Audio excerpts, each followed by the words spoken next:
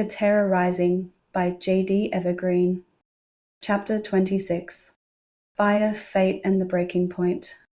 I awake to a painful squeezing, and I jolt up to find a long, muscled creature has wound its way around my legs and is crushing me in its agonizing embrace. A searing pressure wraps around my legs, a crushing force that turns my breath to short, panicked gasps. A thick, muscled coil tightens around my waist, squeezing like an iron vice, and the air in my lungs vanishes. My fingers scrabble uselessly at the slick, scaly skin. A hissing head rises above me, forked tongue flicking the air, black eyes locked onto mine. I glance over to Lexa to find her spot vacated. Panic bubbles up within me, and I pull my dagger out and brandish it at the creature. The head snaps at my hand with startling speed, and I only just retreat in time. Those fangs don't look like they will provide a gentle bite.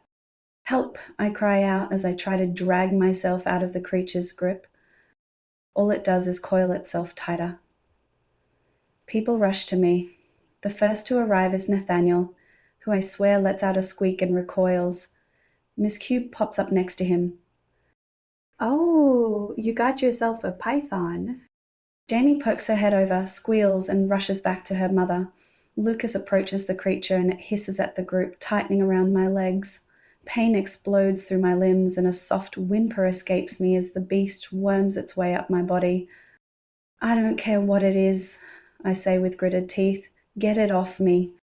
Miss Q darts in and grabs the beast's head in both her hands. Slowly she uncoils it from my legs. The python doesn't look at all happy and it hisses at the Quelton. Miss Q hisses back and the python shrinks into itself and stops fighting her. I sit up and rub, feeling back into my legs as pins and needles rapidly spread through the limbs. The tender muscles scream at their mistreatment, and I am sure the bruising the python created will linger for a week at least. I crawl to my feet. If the animal comes back, I would rather be upright and awake.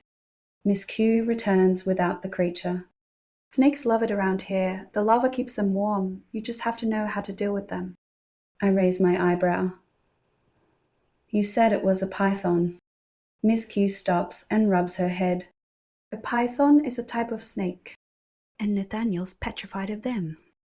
Lucas snickers. Nathaniel puffs up his enormous chest. "I am not. I simply did not wish to engage with the creature." He pauses, searching for words, and adds, "I didn't want to make the situation worse." The big smile plastered from ear to ear on Lucas brings out a small one of my own. Lucas walks right up to Nathaniel and points up at him. "You can say what you want, but I heard you squeak." Nathaniel's eyes narrow. "I did not." "It is excellent to hear. They don't bother you, Nathaniel." Miss Q interrupts. Nathaniel gives Lucas an "I told you so" smile, which fades when Miss Q resumes talking. "I placed it over by the woodpile." Miss Q says, "Seeing as you are unfazed by them, perhaps you wouldn't mind using the wood to build a fire for Lexa's return?" Nathaniel's skin blanches, and he glances over at the woodpile. Lucas lets out a small bark of laughter and slaps Nathaniel on the arm. "Come on, big guy. I'll help you carry the wood." A small smile creeps onto Miss Q's face. She opens her mouth when a resounding boom echoes throughout the cavern. Something punches through the roof of the cavern far in the distance and explodes in a flaming cloud of dust below. The ground shakes so violently I fall to my knees. Many ferns around the clearing lose their hold on the ground and topple with me. I gape as an uninterrupted beam of light pours through the small hole in the distance. My eyes water from the brightness and my knees rattle against the ground. "What was that?" I hear myself ask, no one in particular. "I don't know," says Miss Q, her short spikes of hair standing upright all over her body, making her appear at least half a size bigger than she actually is. I stare at the thin beam of light and crawl to my feet. "Can you take me to a ledge so I can see better? Maybe we will be able to see what it was." Miss Q grinds her teeth. "We can go. I am not sure how much there will be to see in the dim light of the cavern." I point at the beam of light.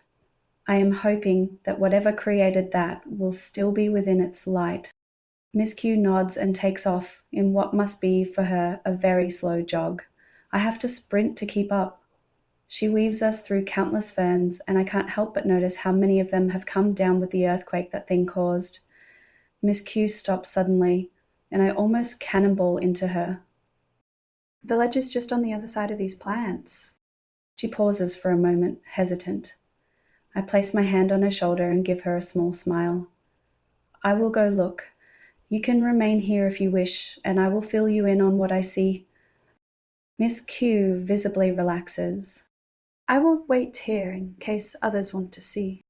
I nod and weave my way around the last few bushes and ferns. I find myself standing on a sheer drop as the lush life around me suddenly ends in emptiness. I peek down over the edge, and my head swims from the height. I take a careful step back. With all the falling trees, I don't need to risk the chance that this ledge has been weakened as well. I look out into the cavern and follow the blinding golden beam of light to the ground. The glow highlights a giant crater. Even from here, it's massive. Everything around it has been thrown out of the way or disintegrated. Small fires have sprung up around the hole and are slowly eating their way through the dry grasses and trees that had desperately clung to life in the dim cavern. Only the lava fields near the base of this mountain offer any comparison to the destruction of whatever fell from above. The plants behind me shift, and I turn to see Lexa and Tash enter the space to stand beside me. Lexa has a small cut beside her eye, and Tash looks like she took a tumble down a hill. Did you see what happened? Lexa asks. We heard a crash, and then everything came down around us. Tash clarifies as she pulls a leaf from her hair. I turn to face the beam of light. Something covered in flames broke through the roof of the cavern and landed over there. I point in the direction of the crater. We felt the explosion too. A big cloud of dust and fire rose high enough to be seen from our camp. Lexa looks me over, and her eyes linger on the scale imprints still left on my pants. Does Miss Q know what it is? I don't know. I pause.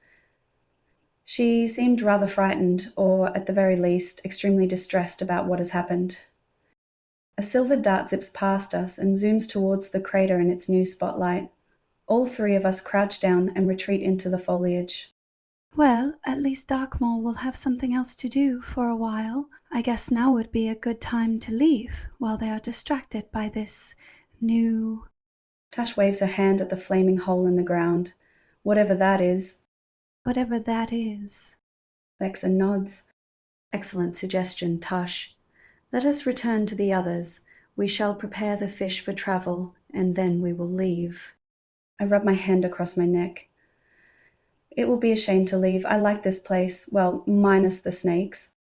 Tash and Lexa cast one another a look as I head back into the ferns to where we left Miss Q. Miss Q stands beside a line of strung-up fish that Lexa and Tash must have brought with them. Together we head back.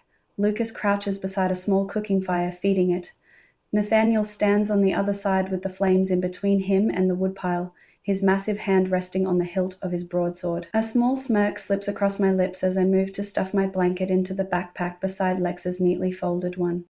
I look around the group, and Lucas and Nathaniel are stringing the fish across the fire while Lexa, Tash, and Miss Q clean their hands with wet fern leaves. Jamil and Jamie scuttle about collecting hot rocks to put in the fire for tea. Someone must have shared her idea with them. Jamie picks up a bright, colourful rock and holds it up with pride, scanning over the people in the clearing. Melissa?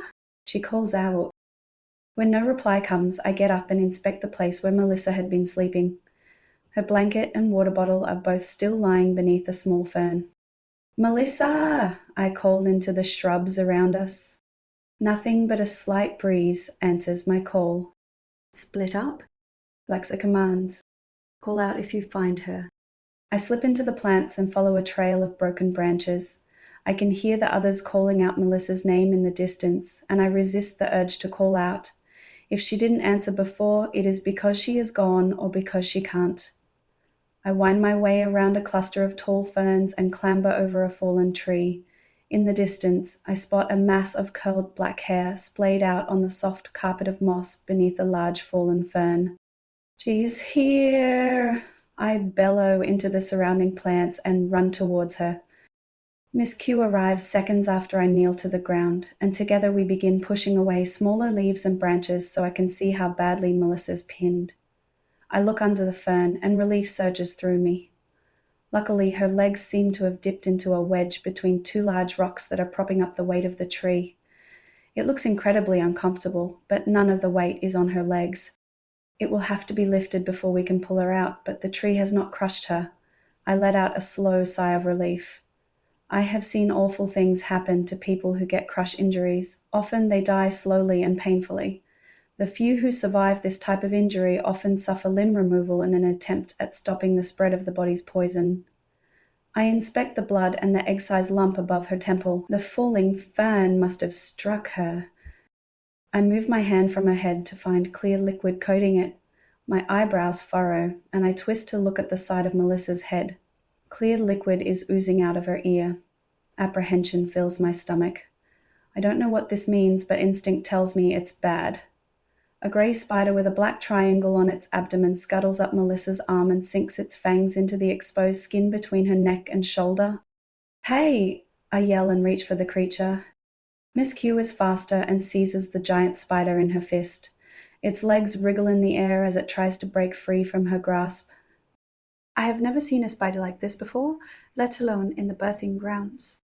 I inspect Melissa's reddening bite as the sounds of crashing announce the arrival of the rest of the group. I turn to Miss Q.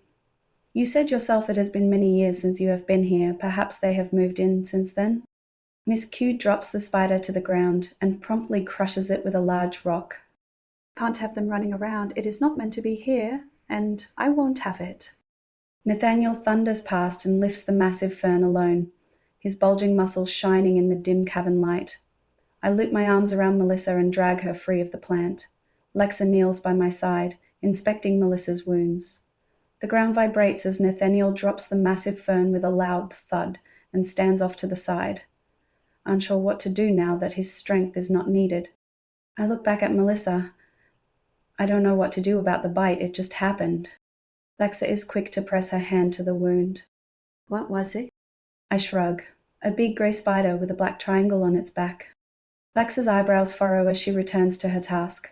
Lucas and Tash begin constructing a stretcher, and within minutes they have a blanket lashed to the two poles and Melissa is gently lifted onto it. "We need to clean the bite," Lexa states in a calm voice. "Some spiders carry a bacteria that eats flesh." I shudder at the thought, and we hurry Melissa back to the river.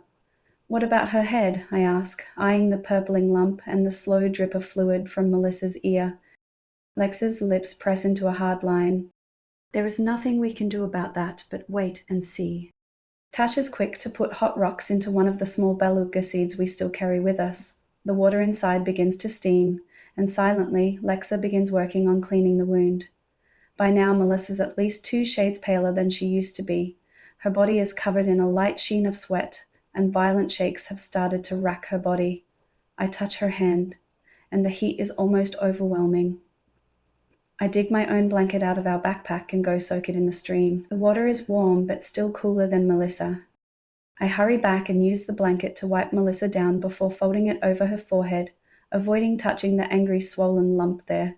As I wipe down Melissa with the wet blanket, I notice another bite on her arm. It looks just like the one on her neck.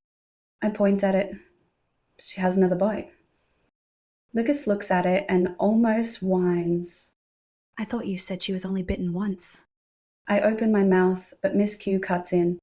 "I was there. We only saw her get bitten once." "Perhaps it happened before you arrived," Lexa suggests as she begins to clean the newly found bite. I nod and sit back. Tash has begun the extensive task of locating and removing all of Melissa's knives. It is a good idea. The last thing we need is for her to puncture herself with one of them when she has the full body shakes. She sits back and I catch a glimpse of metal hidden in a sewn pocket on the inside of Melissa's sleeve. I pull it out just as Melissa launches into a fit. Fine builds up in her mouth. "Roll her to the side," I screech. "Careful with her head." Swiftly we roll her onto her side and wait for the shaking to stop as the white foam rolls from her mouth. When she finally lies still and unmoving, I wipe the foam from her face and consider our options. "I think we should lay her down on her back," I say slowly. Won't moving her make her head wound worse? Tash asks, stress and strain spread across her features. I shake my head. I don't know. I am worried that having her on her side will encourage more of that clear stuff to flow out of her ear. We all look at our pale, sweat-covered friend, her life hanging in the balance of our actions. Why didn't we bring a fully trained medic? Lexa nods decisively. Pull her onto her back, slowly. We all carefully roll Melissa. Tash takes charge of her head and ensures it is not lolling about. I remove my tunic and fold it, laying it under Melissa's head. With that done, I slip the tiny knife I retrieved from Melissa into a pocket I have on the outside of my chest binding, hiding it just beneath my shirt. Jamie clutches her mother's hand. Mummy, will she be okay? Jamael glances at us, pity in her features. Melissa's a very strong woman, Is all Jamiel offers to her frightened child. This seems to settle the young girl, who goes off to sit in a nearby cluster of small yellow flowers. Lucas paces back and forth while Nathaniel busies himself with cooking the fish. No one says anything, and Melissa doesn't show any sign of stirring. Lexa ties a cold compress across the now clean bite, and we all sit back. We can do nothing now but wait. Nathaniel passes out the cooked fish, and it feels dry and flavourless in my mouth. We sit in tense silence, afraid any noise will cover the sound of Melissa stirring. Lucas sits beside her, holding her hand, his fish forgotten. Why isn't she waking? He whines. Miss Q sprinkles herbs into a paste she is making and glances up. She took quite a hit to the head, and now her body is fighting off whatever the spider put into her. It is a heavy toll on the body. She doesn't say it, but we all think it. This toll might be too high for Melissa. Jamie inches up to Melissa and lays a bunch of flowers tied together with grass by her head, with the smooth, colourful rock she had found earlier. She settles down beside Melissa and holds each of the things up for Melissa, as if she might at any moment open her eyes to see them. I picked some of the butterflowers you said could be eaten. You are right, they do taste like milk. I picked some for you too. The young girl says, waving the flowers about before carefully putting them beside Melissa's pale face. I found this pretty rock. She continues, And I thought you might like it because it's pretty and tough, like you.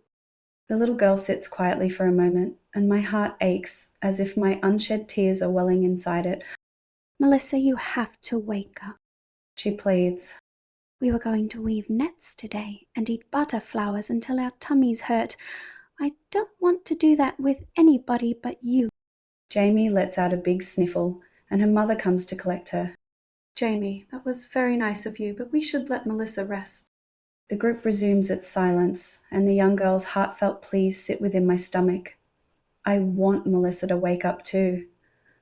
I glance at Lexa and finger the gem in my pocket. It woke Lexa before, so why not Melissa? Slowly, hesitantly, I take it out of my pocket. Lexa's eyes lock with mine and dart back to Miss Q, who is now applying the paste to Melissa's bite. I loop it around my neck and wait.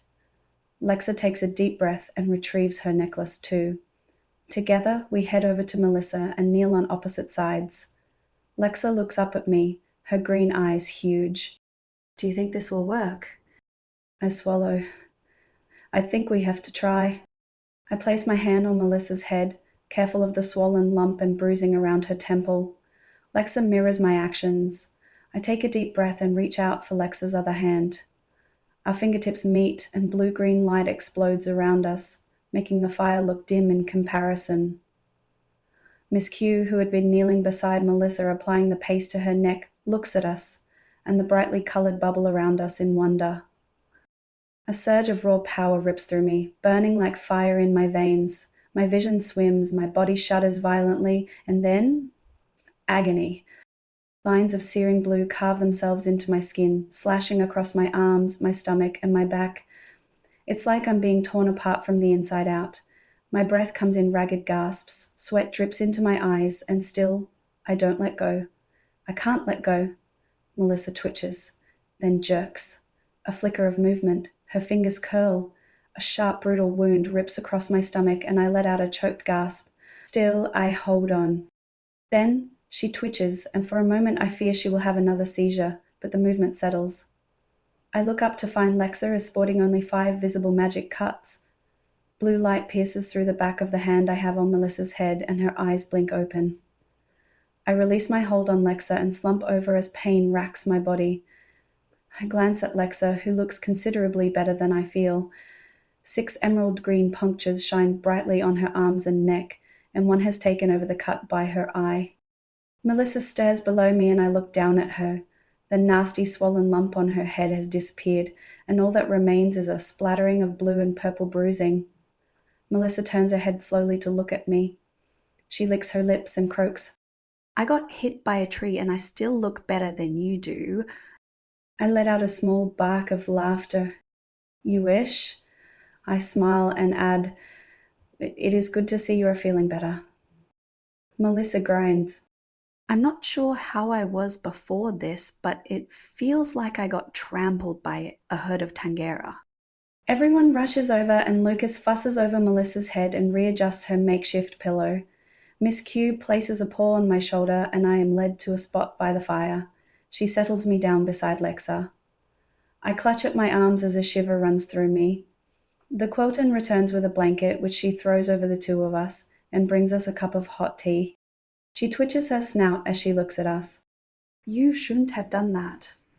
Your magic has greater consequences than you know. I rub my aching head. She is our friend. You knew about our magic? Lexa cuts in. Of course I did. I could feel it in you when I met the two of you. Miss Q snaps. And after being inside Claire's mind, there is not much I do not know. I shift uncomfortably and glance at Lexa. The Quilton gives me a small smile. I will not share anything that is not absolutely necessary. I nod and let out a slow breath. Lexa sips her tea. Do you know what the consequence of using our magic is? Miss Q lets out a long huff of air through her small snout. Magic that powerful leaves a mark, a stain that cannot be removed. My eyebrows furrow. What do you... A silver object darts by, too close for comfort, the loud whine of its mechanical engines drowning out my question. Lexa staggers to her feet, her tanned skin made pale by the plethora of lines coating her body. We need to go. Another large silver dart flashes past, its droning engine pairing with its buddy and creating an unbearable noise. Darkmor's silver darts. I had completely forgotten about them. How long have we spent tending to Melissa's injuries? My eyes lock with Lexa's. It cannot be a coincidence that we used our powers and suddenly they have found us. But how? When we use our magic together, we are invisible. I climb to my feet, fighting off nausea that screams at me to stop. Tash, Jarmul, and Jamie dart around the clearing, stuffing all our belongings into bags while Miss Q puts out the fire. Nathaniel, finally having a use for his strength, seizes one end of Melissa's makeshift stretcher, and Lucas is quick to grab the other. Together we hurry through the undergrowth using the largest ferns as cover from the flying machines that scour the area, performing a search of the birthing grounds. My aching magic wounds throb painfully and sapphire light pours through the cuts on my arms. I grunt and wrap my blanket tighter around myself. I am basically a beacon in the shadowy cavern. Lexa isn't doing much better than me, but at least she has her tunic on. Mine has been stuffed into one of our bags. Seeing as we are running for our lives, this isn't really the time to stop and dig through them to find it. I dodge around the fern that had almost crushed Melissa and stumble over a rock hidden behind it. Regaining my footing, I glance back as silver darts converge on our position and my stomach tightens. Melissa is being jostled unceremoniously, and I am glad Tash took the time to remove her knives when she did.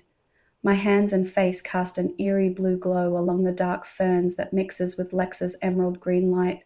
There is no way. The machines cannot be seeing us. We should split up, I yell over the whistle droning throughout the clearing. Lexa and I are too noticeable, and we can't move fast with Melissa like this. Tash casts us a pained look. Maybe there is shelter ahead. Miss Q zips towards us and slows to keep pace with us lumbering humans. I have created a fire off to the other side of the birthing grounds. Hopefully that draws them away. As if her words had a magical effect, the large flying darts rush towards the side of smoke in the distance. I nod and force air into my lungs, my tired body screaming in protest with every jarring footstep. We come upon a ledge and find the remains of a bridge. Our hope for escape fades as my eyes lock onto the cut rope. I crouch and pick up the cable. This has been cut recently with a very sharp blade. The fibers haven't even had a chance to fray yet. My stomach twists. Either we are being followed, I cast a glance at the people behind me, or someone here is preventing our escape. Lexa steps beside me and glances at the rope in my hand. Her face pales at the sight of it, and she too looks over the group standing behind us. The ground trembles beneath my feet and the dirt around us begins to crack. I stumble to my feet and push Lexa roughly back into the ferns, and she tumbles onto firmer ground. The wave of cracks surrounds my shoes, and I take a hasty step forward. But the ground beneath my feet crumbles, and with it the world beneath me gives way. I fall, weightless, helpless. The last thing I see is Lexa reaching for me, her mouth open in a scream. Then, darkness.